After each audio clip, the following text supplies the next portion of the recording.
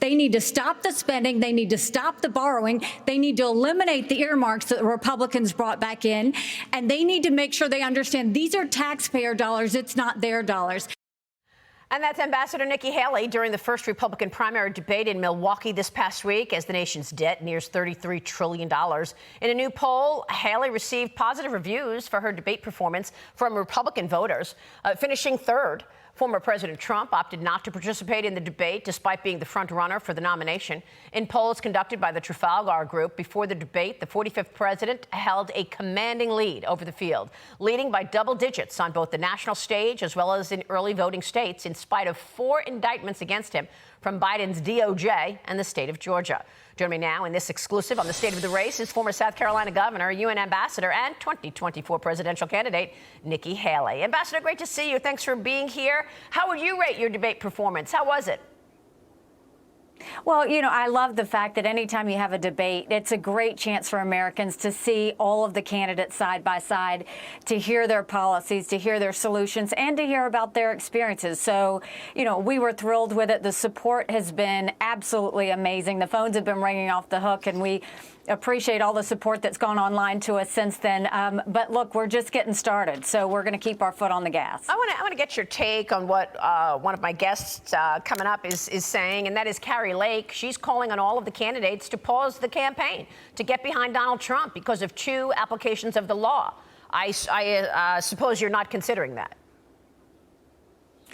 I mean, I appreciate anybody's view on what should happen, but we've got a country to save, and I'm not going to stop until we save her. I think that we look at the fact that we're $32 trillion in debt. You've got crime that's up. You've got a lack of transparency in the classroom. You've got an open border, and we have threats facing us around the world. And I think that we need a new generational leader. We have some serious problems. We need new solutions. We can't have any distractions, and we can't deal with any negativity of the past. We've got to go forward, and I think the American people are ready to go forward. Ambassador, you took on some tough issues during that debate, and throughout your campaign, abortion is something some Republicans don't really want to touch. You say we need to humanize the issue.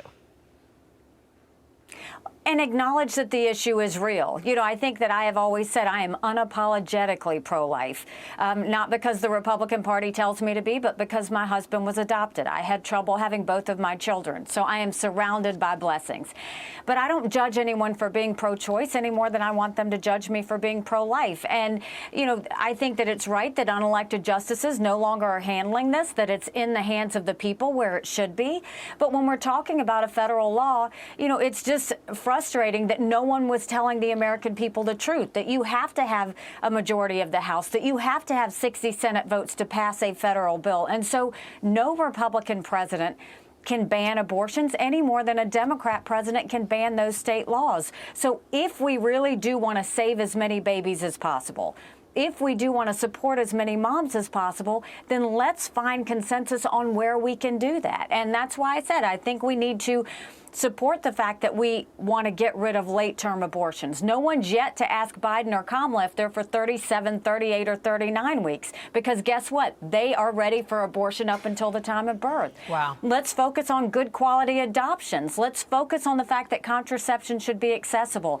And let's focus on the fact that we need to make sure that we are not putting any women in jail, anyone, you know, the death penalty from state laws if a woman gets an abortion. Let's humanize this issue and stop demonizing this issue. The Wall Street Journal gave you high marks on your performance because you told the truth, the Journal wrote in the op-ed piece. I want to talk to you about your expectations for the path to winning. Yes, you're number 3, but Donald Trump has an outsized win over the field right now, based on the polls. What is your path to victory? Well, I think that the first debate's always the start of the election season. So while everybody wants to assume this race is over, it's actually just getting started. And so we've done 80 events in New Hampshire and Iowa. We're going to keep being there. We're doing events in South Carolina all this week. We're going to keep, you know, focusing on touching as many hands as we can, answering every question. Donald Trump is a friend of mine. It was an honor to serve in the administration and work on foreign policy with him, and I agree with a lot of his policies. But the fact is, I don't know if it's 4 or 5 or 6 or how many indictments it is now, but he's going to spend a lot of time in a courtroom and not on a campaign trail. And my concern is we cannot have Kamala Harris as president. We can't chance this. We have to make sure that we have a new generational leader that's going to bring in not only Republicans, but we're going to pull back the independents. We're going to bring back in the suburban women. We're going to bring in Hispanics. We're going to bring in the Asian community. We have to make sure we win this, because the thought of Kamala Harris being president should send a chill up every American spine. And all of those groups recognize the threat of communist China, an issue you took on as UN ambassador and did an excellent job. Ambassador Nikki Haley will be watching your work. Thanks very much. Thanks so much. Go to NikkiHaley.com and join us. All right. We will see you soon.